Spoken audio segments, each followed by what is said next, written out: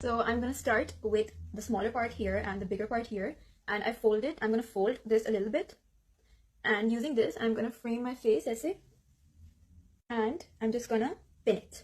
So that's the first step. So now that I've pinned it, I'd like to take my ears out यहाँ से, ताकि if I want to wear earrings, so I can wear earrings.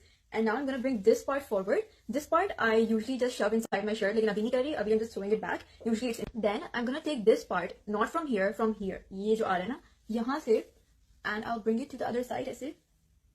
And now I'll just adjust according to मुझे मतलब कितना नीचे करना है, इधर से इधर कितने से करना है. It looks messy now, but you need to keep adjusting. जैसे this looks nice. So now this is done. Then I'll put 2 pins, one here and one here, like this. So it's like pinned into the position I like. And the last step is that I'm gonna take this extra piece of cloth and I'm gonna pin it right here. So you can add earrings if you like, but I'm not gonna be adding earrings today because I don't have to wear them. I think this looks great with like a crinkle silk or silk hijab.